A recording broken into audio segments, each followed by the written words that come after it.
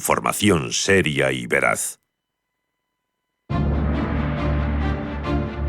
En Radio Intereconomía, Pulso Geopolítico. Análisis sobre los nuevos desafíos mundiales. Presenta Rafa Jiménez.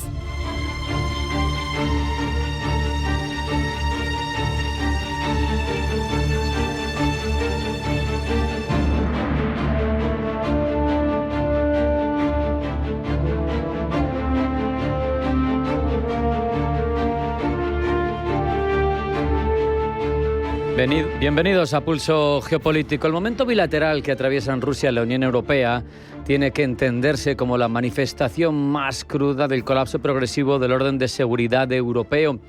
El general también, pero el europeo en particular. Y es que toda esta situación que se vive en Ucrania desde 2022 y la forma de afrontarla de ambas partes ha dinamitado los últimos restos de confianza estratégica entre Moscú y Bruselas. El Kremlin, de hecho, no tiene problema ya en verbalizar sin ningún tipo de cautelas la posibilidad de una guerra abierta con Europa, incluso cuando sabemos apela también a esa doctrina nuclear táctica que permitiría usar este tipo de armas en un conflicto en función de la gravedad para Rusia del mismo. Esto es evidente, forma parte de una estrategia deliberada de disuasión por intimidación en la que Moscú lo que busca es elevar el coste psicológico y especialmente político de cualquier decisión que respecto de Ucrania y Rusia tome Bruselas. Pero habla también de la sociedad y habla a los ciudadanos, les recuerda a los europeos que el conflicto tiene un umbral nuclear y que ese umbral en su narrativa puede cruzarse si la propia existencia del Estado ruso está en peligro, a su criterio, claro. Es una lógica verdaderamente peligrosa. Desde Bruselas se escucha un mensaje, sin embargo, que discurre por otro carril. Parece como si no se contestaran uno a otro. No habrá avances reales hacia la paz, dice Katia Kallas, si Rusia no acepta concesiones que sean tangibles, verificables, importantes, sustantivas. Y es que cualquier alto el fuego sin cambios reales en el comportamiento de Moscú para Bruselas no es una paz, es una pausa estratégica al servicio de quien comenzó un conflicto como agresor. El problema, como digo, es que ambos discursos están chocando, sí, pero es que además se retroalimentan. Desde Moscú la exigencia europea es una prueba de que la Unión no actúa en este caso como mediadora, sino como parte beligerante que sostiene el esfuerzo bélico de Ucrania. Desde Bruselas, las amenazas que llegan desde el Kremlin dejan bien a las claras que Rusia no negocia con buena fe y que solo entiende el lenguaje de la presión. Al final, esto es un diálogo de sordos en el que cada gesto refuerza la desconfianza del otro, estrecha el margen para cualquier salida negociada y nos pone más cerca de una escalada descontrolada. Además, todo esto se produce en un entorno, en un contexto extremadamente asimétrico, porque la Unión Europea es un actor económico de primerísimo orden que multiplica por 10 el PIB de Rusia, pero que sigue careciendo de capacidad militar y, sobre todo, de una postura estratégicamente integrada, cuando Rusia, en cambio, es todo lo contrario, un Estado centralizado, no sujeto a los controles de una democracia al uso occidental y que además tiene una economía de guerra a velocidad de crucero. Esa diferencia de naturaleza condiciona sin duda la relación bilateral entre ambas partes. Ahora mismo, para Moscú, lo que hay sobre la mesa es un conflicto sistémico con Occidente, en el que Europa no es vista como un actor autónomo, sino como una extensión política, económica y normativa de un bloque hostil, de un bloque que legisla y toma decisiones para agredir y para intentar doblar el brazo de Rusia. Y desde esa óptica, las sanciones, el apoyo a Ucrania, la presión diplomática no son más que instrumentos de guerra encubierta destinadas a debilitar a su país. Recordemos que si esa debilidad llega a un nivel preocupante como para poner en cuestión la existencia del Estado ruso, su nueva doctrina nuclear permite el uso de ese tipo de armas. Para la Unión Europea, en cambio, la relación con Rusia se ha convertido en una prueba sobre todo de credibilidad, porque si se cede en este conflicto sin contrapartidas, si Vladimir Putin se queda en el Donbass después de haber sido el agresor sin más problema, pues eso es tanto como admitir que el uso de la fuerza para alterar fronteras en suelo europeo obtiene una recompensa y es un método legítimo de incrementar territorio. Eso, por otro lado, nos pone también ante una realidad incómoda, que la Unión Europea no controla el ritmo del conflicto, el marco principal de negociación y que no tiene capacidad de imponer resultados. Es evidente, ¿no? Cuando una de las partes introduce, por otro lado, de forma explícita la amenaza nuclear, pone bien a las claras que nos estamos moviendo en un momento de máxima fragilidad y preocupación. Y, sobre todo, pone de manifiesto que la relación bilateral está extremadamente deteriorada. Deterioro que, por otro lado, va más allá del eje Rusia-Unión Europea, porque esto nos deja bien a las claras que el sistema internacional ya no tiene mecanismos eficaces para frenar esa lógica de la fuerza cuando se ejerce desde una posición de poder duro. Europa necesita, por un lado, mostrar firmeza para no debilitar el orden que dice defender, pero por otro, y es evidente, hay que denunciarlo, carece de instrumentos propios suficientes para hacerlo.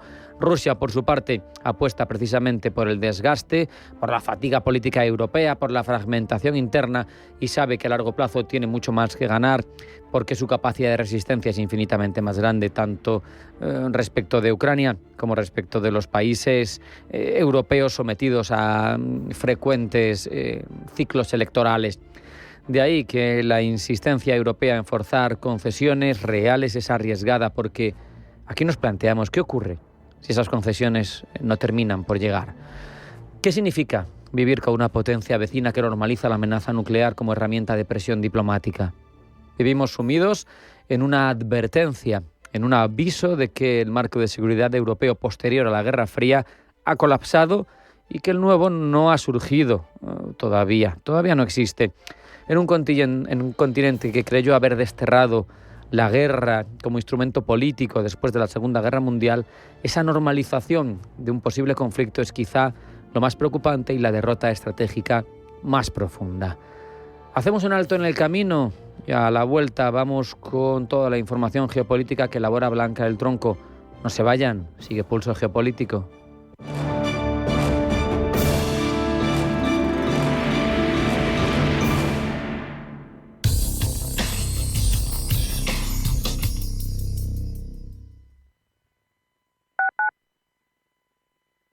Radio Intereconomía. La información precisa y detallada. La información que usted desea conocer. Atención inversor, únete al club de inversión de Grupos Eneas. Estamos especializados en la compra, reforma y venta de inmuebles y otros activos, ofreciendo rentabilidades muy atractivas. Coinvierte con nosotros. 91 639 0347. Grupos Eneas, tu aliado en la inversión. Los nuevos conceptos energéticos son ya un presente. Por ello, en Radio Intereconomía nos sumamos cada semana a I Más Verde, un programa sostenible y eficiente, productivo e innovador en el que analizamos etiquetas tan conocidas como eco, cero, bajas emisiones, descarbonización o renovables. Recíclate cada martes de 10 a 11 de la noche en Radio Intereconomía con José Luis Pichardo y descubre el futuro más verde. ¿Por qué ayudan los que ayudan? Trabajadores sociales, educadores, voluntarios, investigadores. A pesar de las dificultades, dedican su día a día a ayudar a los demás porque creen en la utopía de una sociedad más justa para todos. Porque lo imposible solo es un poco más difícil que las cosas difíciles. Fundación La Caixa. Creer para transformar. Cierre de mercados es como el punto en la I. Un programa que deja las cosas en su sitio. Hola, te habla Javier García Viviani. A las 3 de la tarde comenzamos a Cierre de Mercados en Radio Intereconomía. La mejor manera de estar informado de toda la actualidad económica. Di que nos escuchas. Cabaret el musical, inmersivo, atrevido y fuera de lo común. Una historia de amor, pasión y tragedia en tiempos oscuros. Nuevas funciones a la venta hasta el 1 de marzo. Ven al Kit Kat Club, ambientado en el Berlín de los años 30, donde tú también eres protagonista. Aquí, la vida es maravillosa. Compra ya tus entradas en cabaretelmusical.com.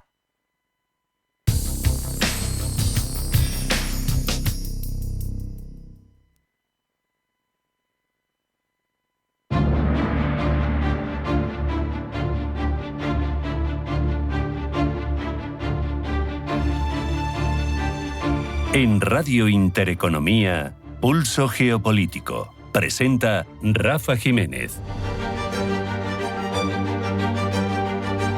Vamos ya con la información geopolítica que elabora Blanca del Tronco. Blanca, bienvenida, buenas tardes. Buenas tardes. La Fiscalía venezolana anuncia que ha revocado la excarcelación del líder opositor Juan Pablo Guanipa. La Fiscalía asegura que solicitó ante un tribunal revocar la medida cautelar de excarcelación acordada al ciudadano Juan Pablo Guanipa por supuestamente haberse verificado el incumplimiento de las condiciones impuestas por las autoridades judiciales. Horas antes, su hijo denunciaba que hombres fuertemente armados se lo llevaron horas tras haber sido liberado. Esta desaparición se produce en un contexto de liberación de presos. El propio Guanipa abogaba horas después de ser excarcelado por la reconciliación en Venezuela, pero subrayó con la verdad.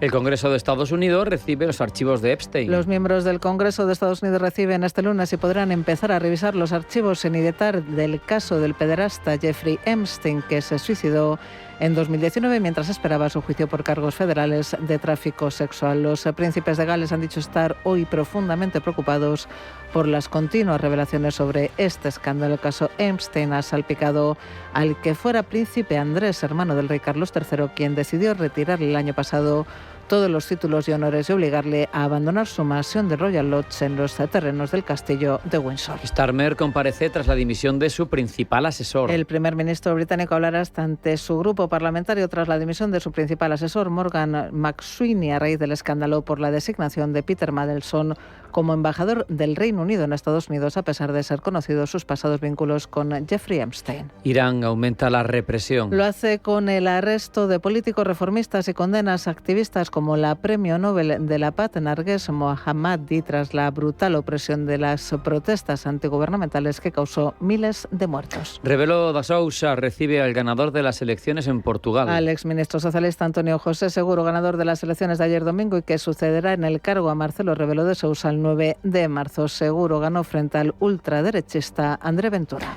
Israel mantiene cerrado el paso de Rafah. Una semana después de la reapertura del paso de Rafah que conecta Gaza con Egipto, el gobierno israelí no ha permitido el paso de palestinos en los 2 últimos días, pese a que prometió la entrada y salida diaria de cerca de 200 gazatíes. En Ucrania se agrava la emergencia energética. Los cortes de electricidad se extienden ahora también a las regiones occidentales en medio de los continuos ataques rusos contra infraestructuras clave, mientras millones de personas solo disponen de unas pocas horas de electricidad al día con temperaturas de hasta menos 18 grados. Sanae Takaichi gana las elecciones en Japón. Takaichi sale reforzada de las elecciones anticipadas en las que su alta popularidad ha blindado a su partido una histórica mayoría de 2/3 en la Cámara Baja que le da vía libre para sacar adelante sus políticas e impulsar la revisión constitucional con el foco en reforzar las fuerzas de autodefensa. Para China, la victoria de Takaichi refleja problemas estructurales en Japón.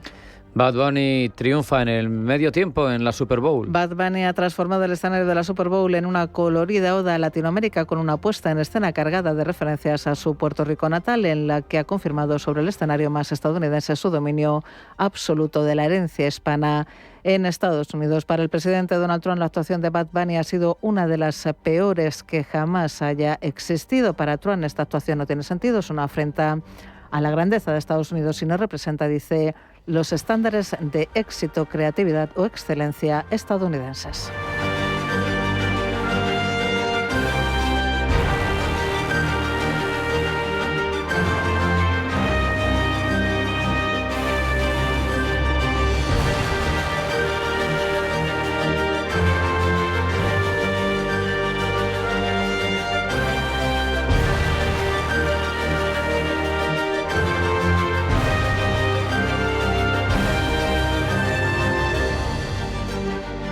Ampliamos informaciones, Blanca. La primera ministra nipona Sanae Takaichi se ha reafirmado en el cargo tras superar con creces la mayoría absoluta en el Parlamento nipón, mientras los mercados celebran la arrasadora victoria de la sucesora de Shinzo Abe. Desde Pekín guardan silencio. Pablo Llanone. La dama de hierro ha conseguido lo que buscaba al adelantar elecciones, obtener una mayoría absoluta que le permita atacar de manera contundente la crisis económica que lleva años lastrando la economía nipona y que Takaichi se ha comprometido a derrotar.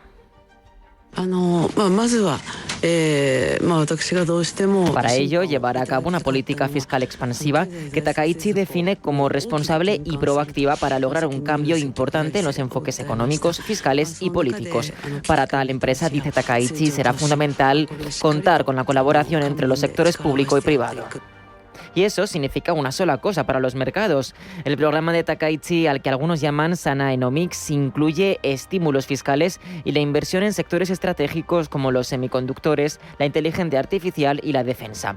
Ante la previsión del crecimiento que esto supondrá, gigantes de la industria armamentística como Mitsubishi Heavy Industries se ha disparado en bolsa. Con su mayoría absoluta, Takaichi podrá rearmar a Japón en medio de tensiones con China, al tiempo que refuerza su vínculo con Donald Trump. Para Enrique Navarro, analista experto en geoestrategia y defensa, la relación entre Washington y Tokio es mutuamente beneficiosa.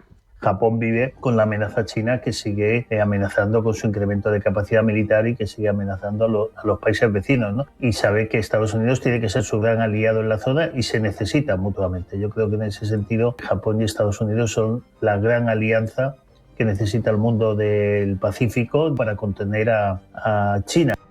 Pero el estímulo fiscal que Takaichi ha prometido no se quedará solo en sectores estratégicos contados, y los mercados lo saben. El principal índice de la bolsa de Tokio, el Nikkei, se ha disparado un 3,89%, cerrando por encima de los 56.000 puntos por primera vez en su historia. La economía nipona, actualmente la quinta del mundo, promete crecimiento, por lo que los analistas recomiendan apostar por ella. Para Gonzalo Rengifo, director para Iberia en Pictet AM, es una economía en la que hay que estar. Yo creo que Japón ahora mismo tiene por delante una etapa de punto de vista político que va a ser muy, vamos a decir, amigable a los mercados, y creemos que Japón, pues es un mercado en el que hay que estar. Para nosotros estructuralmente tenemos exposición a Japón, y luego Japón es verdad que yo creo que es la gran desconocida para el inversor español, porque Japón tiene un montón de industrias, un montón de compañías que están especializadas en sectores muy, muy claves en todo el mundo de, por ejemplo, el sector tecnológico. Pero a pesar de que se vaticine un panorama boyante, analistas como Enrique Navarro aseguran que es poco probable que volvamos a ver un Japón tan fuerte como el de hace unos años. Su peso en el mundo se sigue reduciendo año a año, ¿no? El país necesita sobre todo es recuperar confianza y recuperar un modelo productivo mucho más moderno y no el industrial en el que se ha quedado, ¿no? Ese Japón industrial que se convirtió en la tercera potencia económica del mundo ya no va a volver. Lo que hace falta es estabilidad y que la economía se recupere en un entorno muy diferente en el cual necesita estar mucho más integrado en el mundo, ¿no?, de económico. El gran reto que tiene es resolver los grandes misterios de la economía japonesa, que no sabemos muy bien cómo todavía se sostiene.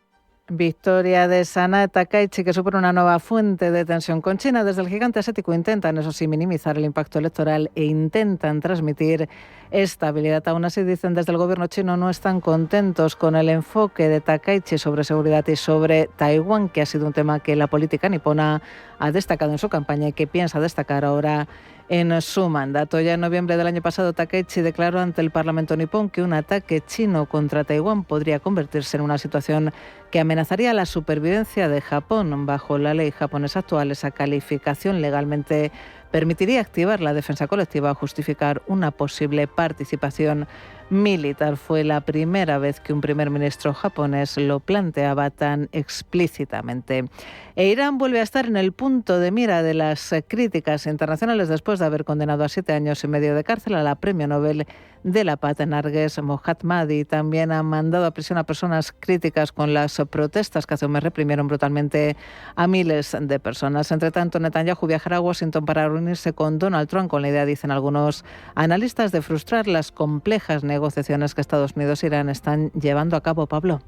Informa del abogado de la Premio Nobel Mohammadi, después de cumplir su condena de 7 años y medio, tendrá prohibido salir del país 2 años mientras sufre un destierro en la ciudad de Husf. Mohammadi, quien fue galardonada en el año 2023 por su defensa de los derechos humanos, fue detenida de manera violenta. Un sino similar han corrido otros activistas que firmaron el Comunicado de los 17, un documento que exige la celebración de un referéndum libre y transparente, la formación de una asamblea constituyente y el fin de la República Islámica. económica. Todo esto ha sucedido después de que Washington y Teherán se reuniesen en Omán el pasado viernes para negociar un entendimiento que evitase una posible escalada. Estados Unidos pidió el enriquecimiento cero de uranio, algo a lo que Irán de momento se ha negado al considerarlo un asunto de interés nacional. De esta manera, ni Washington ha logrado que los ayatolás se comprometan a abandonar sus pretensiones nucleares, ni Teherán se ha despojado de las sanciones estadounidenses, que de hecho han ido en aumento. Tras la primera ronda de conversaciones, Donald Trump firmó una orden ejecutiva que pide la imposición de aranceles a los países que todavía hacen negocios con Irán. Al mismo tiempo, Washington volvió a amenazar con atacar al país persa. Los ayatolás se mostraron desafiantes, advirtiendo de que no se dejarían intimidar. Cabe decir que Irán aún posee aproximadamente 2.000 misiles balísticos de medio alcance y que podría atacar a las bases estadounidenses en el Golfo y a buques en el estrecho de Hormuz. De momento, no obstante, no se han replicado más amenazas y podríamos ver una segunda ronda de conversaciones en los próximos días. Esto parece no gustar a Netanyahu, al primer ministro israelí, quien ha convocado una reunión con Donald Trump para convencer a su homólogo estadounidense de no desescalar la tensión con Teherán. Así lo cree Enrique Navarro, analista experto en geoestrategia y defensa. El hecho de pensar que Trump puede atacar genera todo tipo de cambios. La reunión urgente de Netanyahu con Trump es para explicarle que no se fíe de los iraníes, ¿no? Que los conoce bien y quiere evitar a toda forma una desescalada y sobre todo, lo que sería mucho peor para Israel es que encima haya un acercamiento o incluso una negociación entre Estados Unidos e Irán que sería muy negativo para los intereses de Netanyahu. Y el caso Epstein no abandona las portadas de los principales diarios. Este lunes el Congreso de los Estados Unidos recibirá y podrá empezar a revisar los archivos sin editar del caso de pederasta Jeffrey Epstein. Gemma González. Son más de 3 millones de páginas de documentos, más de 2.000 vídeos y más de 180.000 imágenes. Los registros incluyen correos, fotos, agendas, entrevistas y notas internas del FBI y de los fiscales. Según revisiones internas del FBI, aunque hay evidencia clara del abuso sexual de menores por parte de Epstein, no se han encontrado pruebas suficientes de que dirigiera una red de tráfico sexual para entregar chicas a figuras poderosas. Este hallazgo, sin embargo, no cierra las dudas públicas, ya que muchos testimonios de víctimas alegan lo contrario. Sea como sea, la publicación de estos nuevos archivos vinculados a ciertos nombres ha generado consecuencias políticas. El presidente estadounidense es mencionado cientos de veces en los archivos recién publicados. Estos incluyen una lista realizada por el FBI el año pasado con las acusaciones hechas contra Trump por personas que llamaron a la línea telefónica de denuncias del Centro Nacional de Operaciones de Amenazas. Trump ha negado sistemáticamente cualquier delito en relación con Epstein, con quien afirma haber roto el contacto hace décadas y no ha sido acusado de ningún delito por las víctimas del fallecido magnate. Elon Musk o Bill Gates también aparecen en estos archivos desclasificados del caso Epstein. En Noruega ha dimitido la embajadora tras conocerse sus vínculos financieros con Epstein. Además, cientos de archivos publicados mencionan a la princesa heredera Mette-Marit.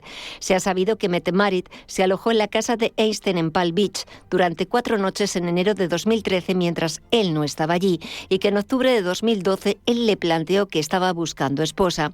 Desde la Casa Real noruega aseguran que la princesa siempre ha sido abierta respecto a sus encuentros con Epstein y ha publicado un comunicado en el que expresa su profunda simpatía y solidaridad con las víctimas, así como su falta de criterio y arrepentimiento.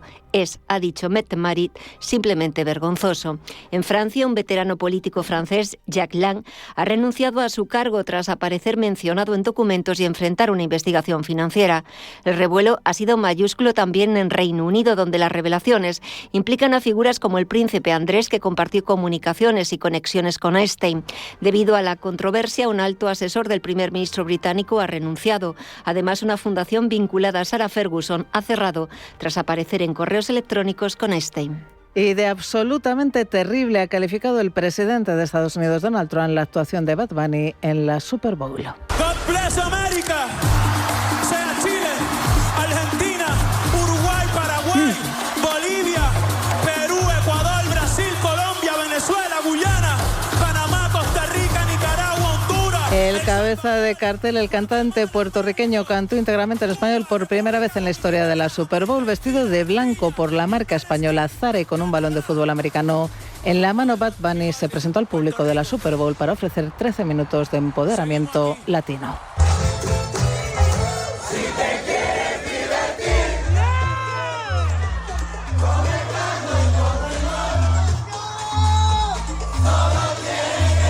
Un espectáculo para reivindicar las raíces latinas en Estados Unidos. Entre palmeras y campos de cañas de azúcar y reggaetón, Bad Bunny desplegó todo su repertorio en la Super Bowl. El artista puertorriqueño contó con la participación también de Ricky Martin y de Lady Gaga.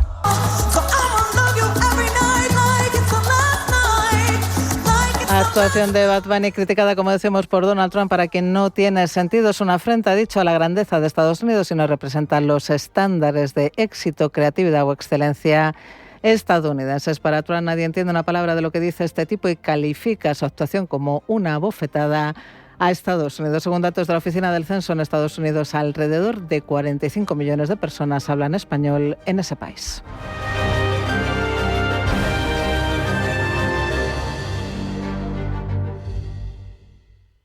Si solo inviertes en bolsa, te estás perdiendo el 95% de las empresas del mundo. Con Crescenta, accede por fin a una selección experta de fondos de private equity e invierte en las mejores compañías a nivel global. Hazlo digital. Hazlo como imaginas. En Crescenta.com. Las noches de lunes a jueves, en Radio Intereconomía, te convocamos a Disidencia Deportiva. Un programa diferente, independiente, apasionante, disidente y deportivo. Disidencia Deportiva. De lunes a jueves, a las 11 de la noche, tu tertulia de deportes en Radio Intereconomía.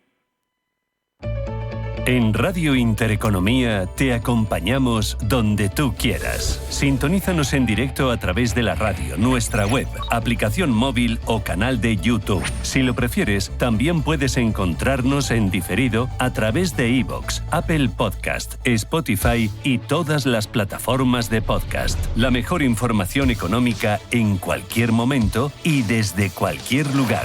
Radio Intereconomía, siempre contigo.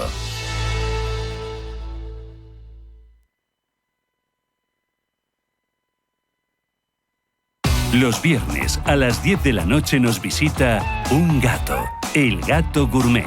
En Radio Intereconomía, Andrés Sánchez Magro presenta una guía semanal gastronómica, enológica, de restaurantes, literaria, musical y con todos aquellos ingredientes para cocinar la buena vida. El Gato Gourmet, los viernes a las 10 de la noche en Radio Intereconomía.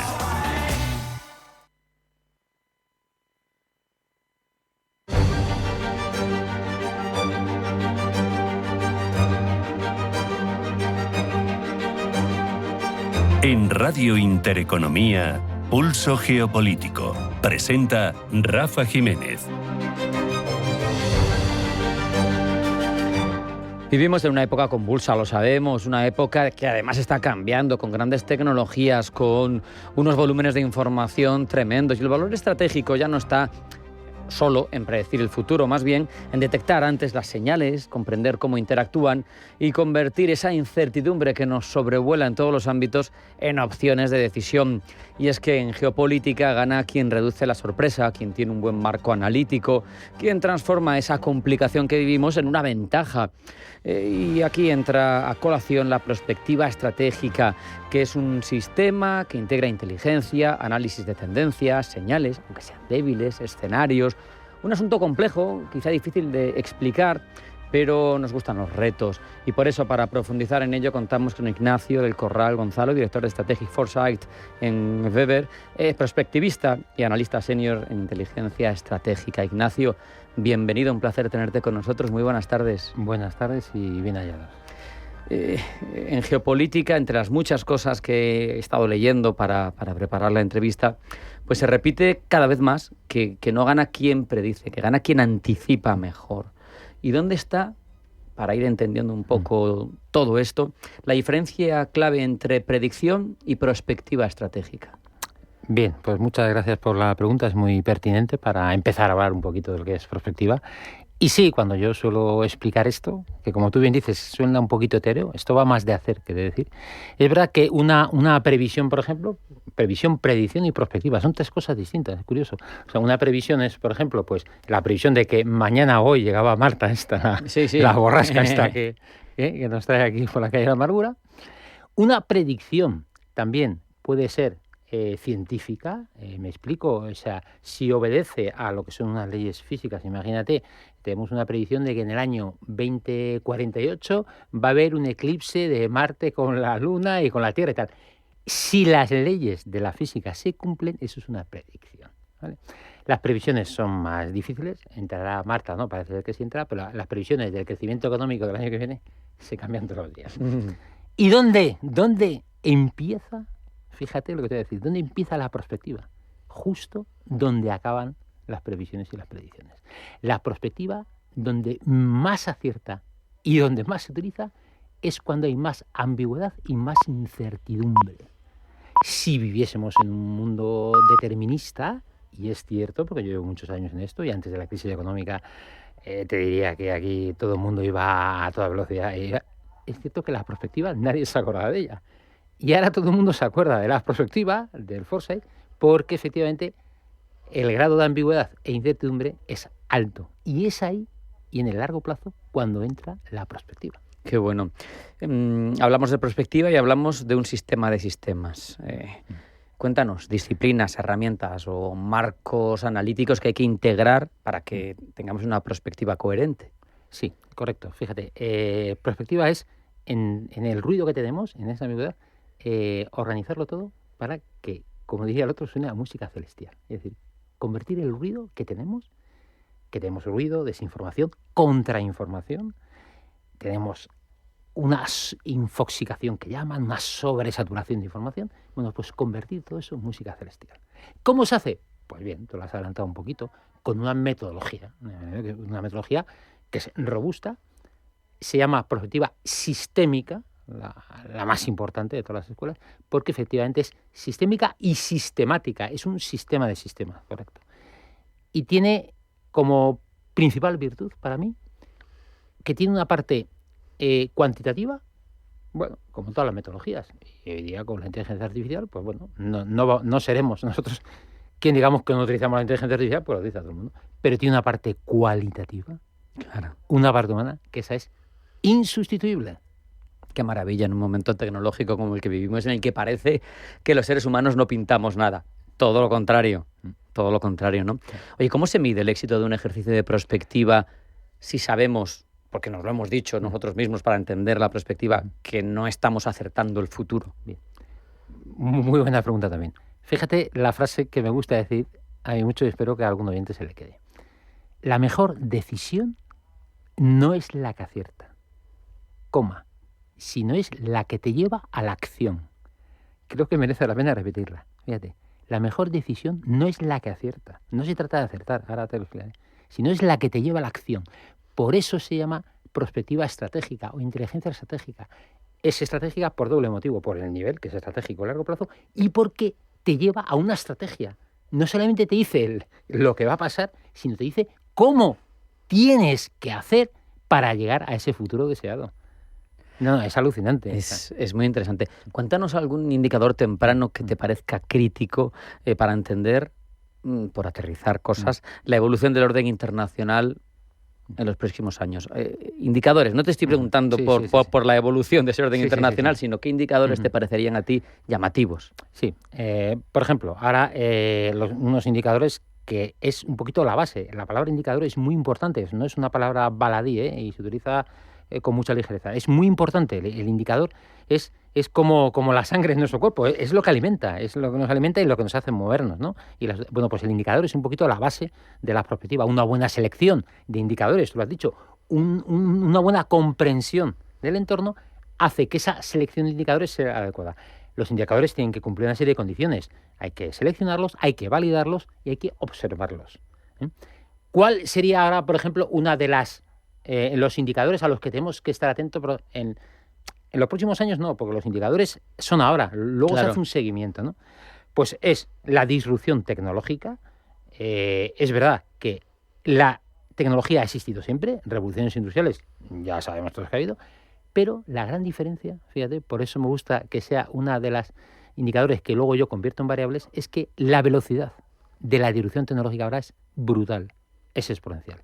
Y la velocidad a la que nosotros entendemos un indicador, a la que tú y yo hablamos, a la que las organizaciones se transforman, incluso a la velocidad a la que nosotros pensamos, es lineal, por mucho que lo intentemos. Con lo cual, si hacemos, imagínate, una curva exponencial y nuestra manera de transformarnos, innovar y demás, es lineal, ese gap cada vez es mayor. Claro. De ahí, si quieres, seguimos hablando de lo siguiente, que o consigo una anticipación, un salto vacío, o jamás llegaré. De ahí que haya planteado ese conflicto por la inteligencia artificial entre Estados Unidos y China. Es el que llegue tiene una ventaja. El que controle una computación cuántica que todavía le queda, esa disrupción, la autosuficiencia o la famosa y tan cacareada soberanía tecnológica que va muy unida, y sobre todo esa soberanía tecnológica unida a la soberanía en cuanto a la producción, la industrialización, la cadena de valor, de tal manera que ya sabemos que después de la pandemia, que ha sido algo disruptivo, es cierto, ese aseguramiento de esa cadena de valor hace que tú tengas que buscar tus materias primas o tu producción en un área geopolítica controlada, ¿no? Claro. Para no tener esas disrupciones. Cuestiones que me sobrevuelan a mí. Puede haber sesgos cognitivos a la hora de decidir cómo afronto este proceso, y sesgos de confirmación. Y cuando individuos como los de este siglo XXI vivimos en una burbuja en la que buscamos continuamente que nos confirmen nuestro pensamiento previo, estamos metiendo la pata hasta el fondo. Efectivamente, una de las grandes virtudes de la prospectiva es la robustez de su metodología, y yo que llevo trabajando muchos sesgos cognitivos como analista de inteligencia, que los sesgos, no quiero extenderme porque eso es tema de otra entrevista, ¿no? Eso de quitarlos y es casi imposible. Todo lo contrario, mi experiencia como analista es que cada vez se agudizan con la edad. Es imposible. Pero lo curioso es que la prospectiva necesita de esos sesgos. Tú fíjate... hay que saber usarlos. Claro, es que me retroalimenta. Es decir, yo quiero conclusiones, fíjate lo que te voy a decir, conclusiones antiintuitivas para alimentar mi metodología. Yo cuando estudio los actores, cualquier sistema en prospectiva lo voy a simplificar, se divide en actores y variables, ¿no? Bueno, pues cuando hago un estudio que se llama de retrospectiva, los actores estudio su irracionalidad. Cosa que hoy día en la era de la inteligencia artificial, cuando haces un cuestionario de expertos, yo le pregunto a los expertos, cuando hago un taller de prospectiva, y hay una respuesta que la IA nunca te la da, que es no sé, no contesto. Porque la IA, como es la IA, siempre sabe. Mentira. Claro. Mentira. Tú lo has dicho. Hay sesgo. Y luego decir, no lo sé, no lo sé. O sé poco de esto. Pero la IA es tan... tiene esa soberbia que estamos retroalimentando, que nunca... la IA nunca te dirá. Eso de no sabe, no contesta. Te puede mentir, te puede meter una falacia. Busca, si no se lo inventa, efectivamente. Pero el no se no contesta, no lo dice nunca. Qué bueno. Y eso para mí es muy importante, en perspectiva. Porque yo necesito saber el nivel de expertise o no que tienen los expertos que alimentan esta metodología. ¿Qué diferencias nos puedes contar en perspectiva aplicada a lo corporativo y perspectiva aplicada a la geopolítica, a la seguridad internacional? También muy interesante. Mira, la perspectiva inicialmente, llevo unas cuantas décadas con ellos, pues nace efectivamente un poquito del mundo de la defensa, del mundo de relaciones internacionales y del mundo de la geopolítica, ¿no? El estudio de actores y variables, el análisis estructural que se llama, el análisis morfológico, todo eso después de la Segunda Guerra Mundial y sobre todo a finales del siglo pasado se desarrolla enormemente en Francia, que tiene una gran escuela de prospectiva, y en Estados Unidos. Y nace en el mundo de la geopolítica, es decir, la anticipación, la base de la metodología de los escenarios. Eso es también muy importante que se quede el oyente con esto. La prospectiva es la herramienta más poderosa y determinante para la metodología de los escenarios. Eso ya te digo que a finales del siglo pasado, al principio de este, pues se tomó la determinación de anticipar los escenarios, ¿no? Los escenarios son palabras mayores, pero se necesitan en el mundo geopolítico. ¿Qué ocurrió con las corporaciones? Que empezaron las corporaciones, pues que vieron que efectivamente, si yo quiero, fíjate lo que voy a decir, asegurar el valor de mi organización en el futuro, yo necesito tener una unidad de Strategy Fawcett o una unidad de prospectiva. Te estoy hablando de hace 15 o 20 años, y también más o menos hace 10 o 15 años en las empresas grandes, ya prácticamente, ya te adelanto yo, que del IBEX 35 hay muy pocas que no tengan ya su unidad de prospectiva. Inicialmente nació, como te he dicho, un poquito de lo que es el planeamiento, es la base del planeamiento, es la base de la metodología de los escenarios. Entonces nació un poquito en el mundo oficial, en el mundo de la defensa, de las relaciones internacionales, ¿de acuerdo? Incluso en el mundo oficial, ahora hay comunidades autónomas que están sacando licitaciones para crear unidades de prospectiva al más alto nivel, entre la consejería y la dirección de Bueno. Igual, o sea, voy a simplificar mucho porque evidentemente si no, no se puede entender, pero yo me imagino, una vez visto lo que sucedió en la logística marítima mundial con los ataques de un proxy de Irán, como fueron los hutíes en el Mar Rojo, y lo que supuso en costes de cambio de rutas, de fletes, de aseguramiento, yo me pregunto, una gran compañía que dependa para su fabricación, por ejemplo, de componentes que llegan del otro lado del mundo, si ha tenido un buen departamento de prospectiva, quizá ha anticipado eso, quizá ha contratado fletes a precios más baratos o seguro, no lo sé. O ha buscado otras alternativas. Correcto. Claro. Mira, hay ejemplos. Bueno, mira, te voy a dar un ejemplo, no pasa nada, espero que no se molesten los de Talgo, ¿no? O sea, Talgo cometió ese error buscando una serie de materiales para un tren estupendísimo, que lo buscó pues, concretamente en la parte del Sahel, de África, bueno, cuando es una zona convulsa. Pero es que hay empresas españolas, ya decía el nombre, que a lo mejor están pensando en invertir, por ejemplo, en los Balcanes, en Serbia. Hay que hacer un estudio, digo que Serbia vaya a pasar algo el año que viene o pero puede ocurrir, ¿no? Entonces, efectivamente, ese ataque o la embolia, como llamo yo, del canal de Suez, en la cual se atravesó, que ya tenía que haber pasado antes, porque claro, el canal de Suez, yo no soy, me gusta navegar, pues no soy un experto en transporte marítimo, pero es lógico que un monstruo de hecho se cruzase y eso no lo sacas tú, hubo que vaciarlo, ya lo sabéis. Sí. Claro, el canal de Suez, los técnicos y los ingenieros saben que no es el de Panamá, no, está dorado, es la rayita que haces tú en la playa, que se va llenando, hay que dragarla. Es que antes se tenía que haber cruzado. Eso se cruza y mira lo que lo digo. Efectivamente, esos fletes, como fletes, y dejaron de operar empresas. En esa época, no sé si te acordarás, las empresas que traían materiales de ahí, de reformas y tal, estuvieron paradas 3 o 6 meses. Y se dispararon los costes de la construcción, una barbaridad. Claro, ahí está esa, unido al concepto que ahora, que nosotros lo hemos trabajado siempre, que es la soberanía tecnológica, es decir, controlar toda tu cadena de valor para que no ocurra eso. ¿Qué es lo que tienes que hacer? Bueno, hay que hacer esa anticipación con prospectiva y tener todos los escenarios previstos. Si yo te he dicho antes que la gran ventaja de la prospectiva era la anticipación, ¿te acuerdas el fin que te he dicho de saltar en el vacío, no? Porque si no, nunca llegaré. Es como que siempre digamos, si yo consigo la anticipación, lo que evitaré, que es otra de las finalidades que me gustaría que los oyentes se quedasen, de la prospectiva es que en la prospectiva jamás se puede concebir la sorpresa. No, es antagónico. O sea, yo puedo perder dinero, puedo arruinar, pero lo tengo que saber. Claro. Y lo tenía que saber. La sorpresa, por lo tanto, y la sorpresa estratégica, no existe. Es decir, esa embolia que se vuelve a producir, esa canal de Suez, esa Groenlandia que ahora la pone Estados Unidos por intereses geopolíticos en el mapa, que nadie se acordaba de ella. Nadie se acordaba de ella, ahora se acuerda todo el mundo. ¿Vale? Es que ese interés político en el largo plazo existe. Los americanos serán como sean, pero por ejemplo, en el tema de prospectiva estratégica, lo cierto y verdad es que tienen buenas unidades. Claro. También es distinto, ¿no? Es un país a lo mejor pues en que a lo mejor los cambios políticos pues no intervienen tanto, ¿no?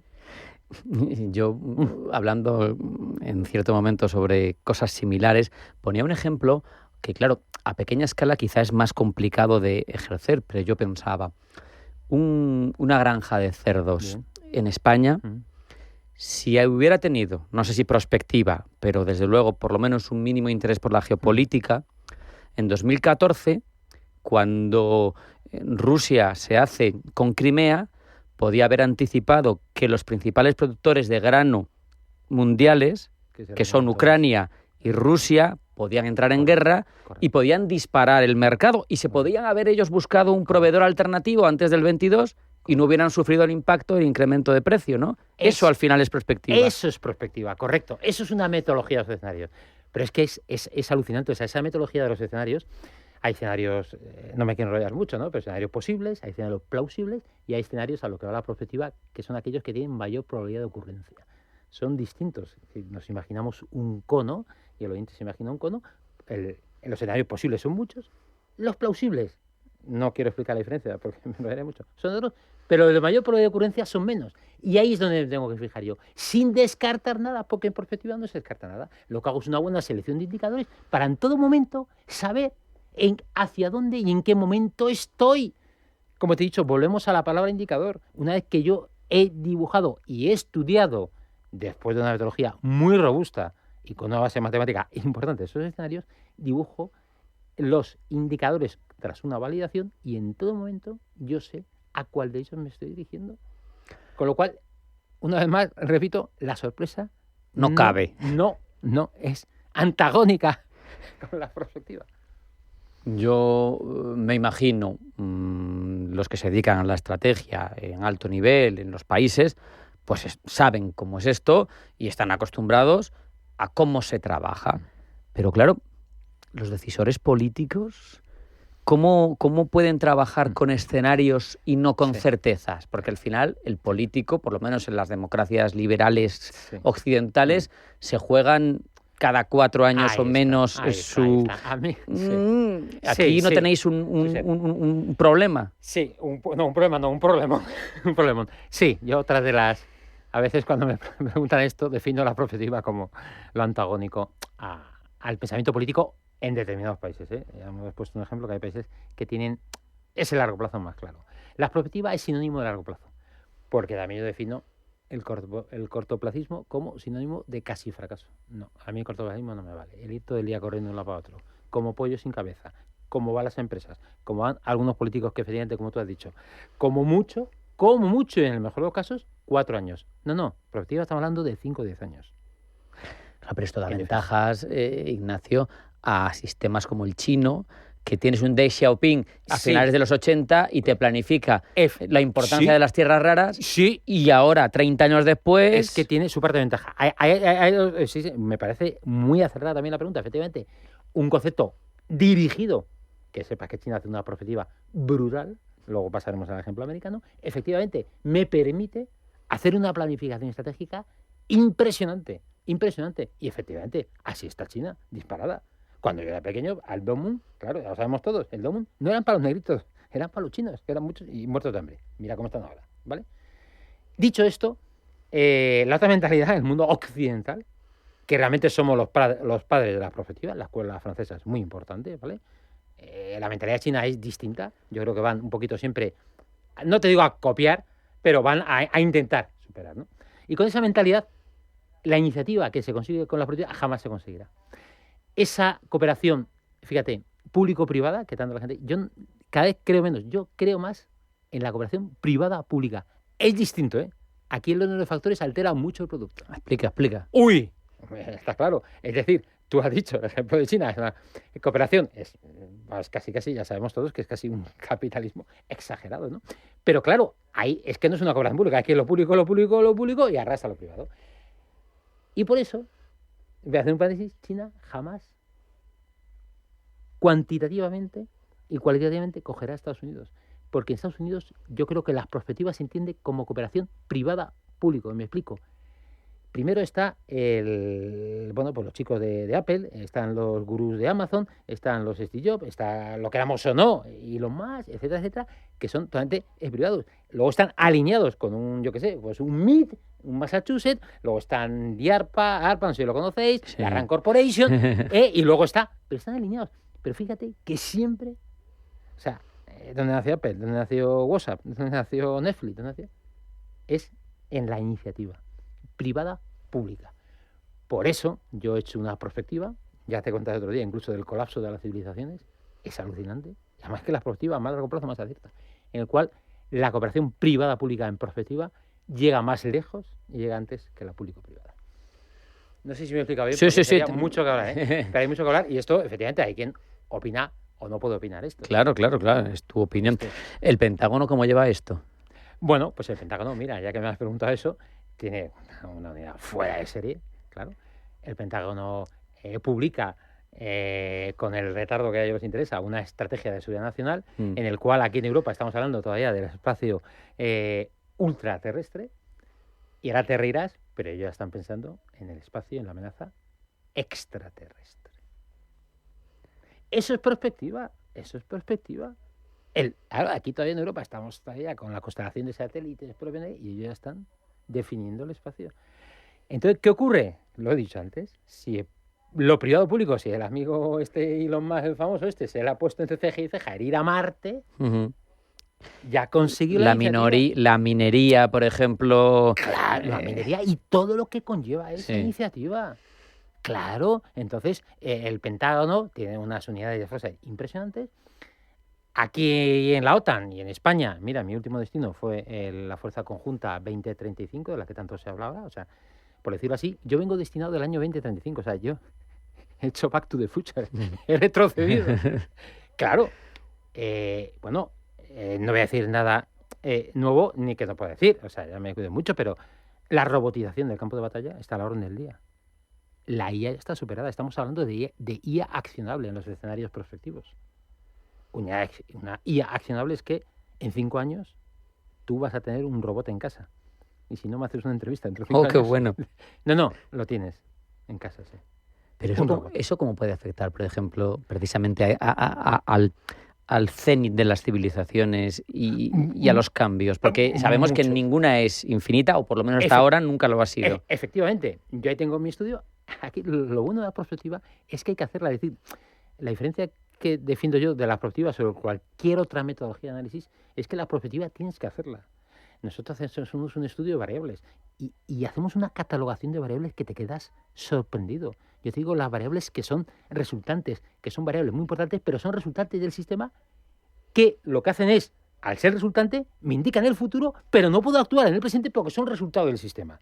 Todo esto es con un cálculo matricial, cálculo algebraico. No, es alucinante. Te estoy diciendo de variables que son tan influyentes como dependientes. Variables que son solo motrices, que eso es oro molido, porque eso representa el presente y son las que condicionan el resto del sistema. O sea, es una pasada, ¿no? Entonces, ¿esto cómo puede influir en las civilizaciones?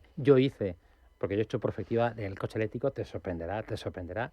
Bueno, ya con la COP2030 ya está sorprendido. En el colapso de civilizaciones te diré uno de los resultados que me salió de las prospectivas. Los estudios de prospectivas son sesudos. O sea, yo necesito tener mis expertos, es un procedimiento largo, ¿no? Bueno, pues para tranquilidad de mucha gente que piensa lo contrario, la civilización occidental, tal cual la conocemos hoy día, tanto Europa como América entera prácticamente, ¿no? Las prospectivas, y no falla, fíjate lo que te digo, es la última en colapsar. Las civilizaciones colapsan. Igual que también la primera en colapsar es una que no tiene ahora mismo un líder claro, que tiene unos problemas precisamente de adaptación al futuro con la prospectiva, que como no sepa adaptarse va a desaparecer. Que se está radicalizando, te estoy dando más pistas. Una de las variables, la radicalización, es una de las variables para la desaparición de las civilizaciones y, por lo tanto, la civilización. Y eso lo dice la prospectiva. Yo defiendo la prospectiva siempre, nunca ha fallado. Que primero va a colapsar es todo lo referente a la civilización árabe y musulmana. Curioso. Es más que interesante, desde luego. Es que hay que hacerlo. Es decir, me dicen, no, es que la prospectiva, bueno, hay que hacerla, hay que estudiarla. Repito, no es difícil, es laboriosa. Es muy atrayente y muy curiosa, porque estás deseando por etapas pues en saber hacer una retrospectiva de actores, cuál es la estrategia de los actores, ¿no? Es una pasada. Yo sé que por tu larga trayectoria has tocado perspectiva en el ámbito seguridad, geopolítico, etcétera, pero no puedo dejar de preguntarte, tú ahora estás en Weber, ¿no? Sí, que es economía de salud. ¿Qué es y qué hacéis? Fíjate, ¿qué tiene que ver Weber? Bueno, pues Weber lo que va a hacer ahora es liderar lo que es la prospectiva en el mundo sanitario y concretamente en el valor social de la salud. En Weber lo que hacemos hemos creado dentro de la economía de la salud, el retorno social de la salud, la primera unidad de Foresight, de Strategy Foresight, y lo que queremos hacer pues ahora mismo estamos dirigiendo terapias avanzadas, fíjate lo que te voy a decir, terapias avanzadas contra el cáncer, una especie de estrategia militar.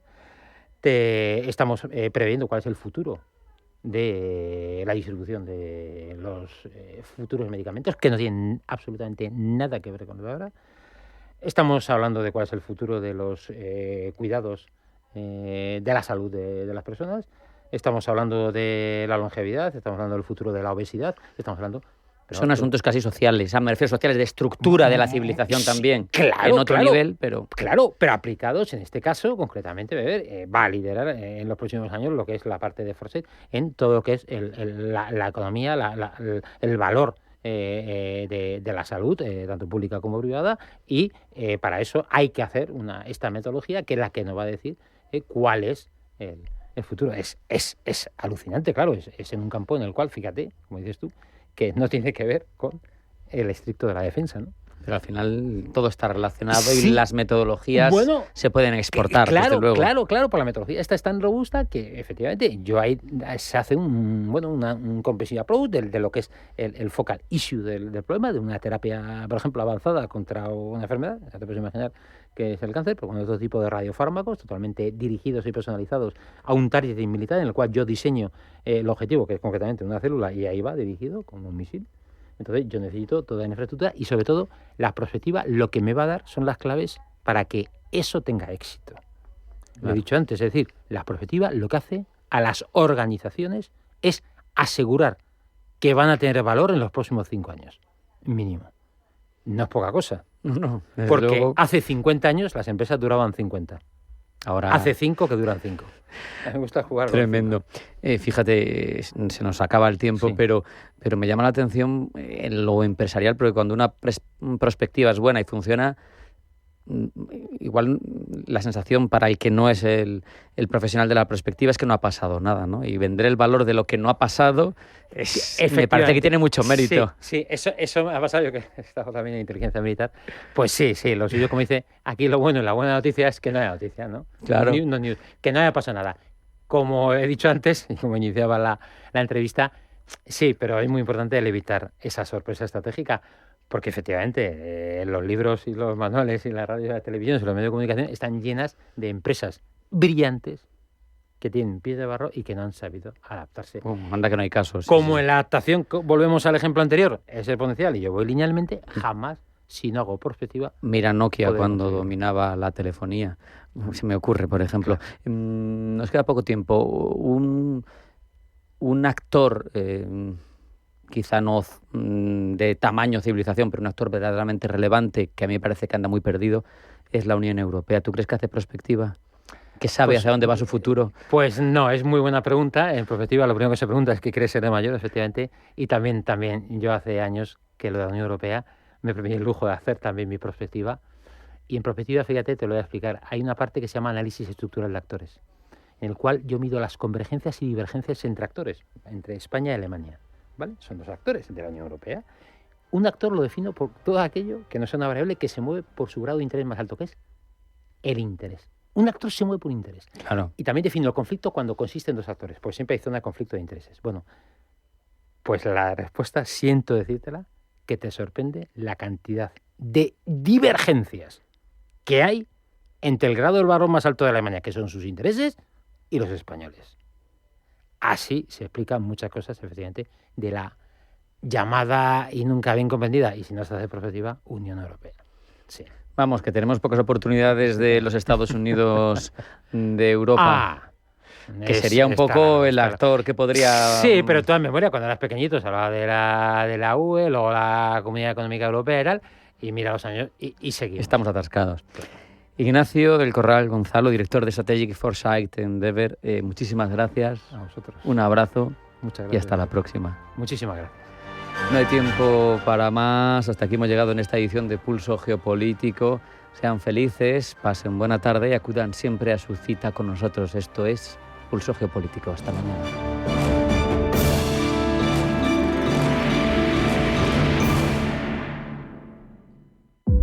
Recorre, vive y siente en primera persona un proyecto aislado en las tierras altas de Ribera del Duero. Bosque de Matasnos, enoturismo sostenible que conecta entorno, vino y naturaleza. Haz tu reserva en bosquedematasnos.es. Hola, soy Javier García Viviani. Presento Cierre de Mercados en Radio Intereconomía. Cierre de Mercados es como el punto en la I. Un programa que deja las cosas en su sitio. Di que nos escuchas. ¿Tienes un bar, restaurante u hotel? No te pierdas HIP, Horeca Professional Expo, la mayor feria europea de soluciones Horeca que te ayudarán a mejorar la rentabilidad de tu negocio. Descubre las últimas tendencias y productos en alimentación, bebidas, menaje, mobiliario, diseño, tecnología, maquinaria de más de 1000 marcas expositoras junto a más de 700 expertos que presentarán las mejores estrategias y herramientas para llevar tu negocio de hostelería a una nueva dimensión. Del 16 al 18 de febrero en IFEMA Madrid. Entra en expohip.com y consigue tu entrada. El dinero no descansa, las divisas tampoco. Mercado de divisas, las claves del mercado financiero más grande del mundo, presentado por Bárbara Hermida, los miércoles a las 10 de la noche en Radio Intereconomía.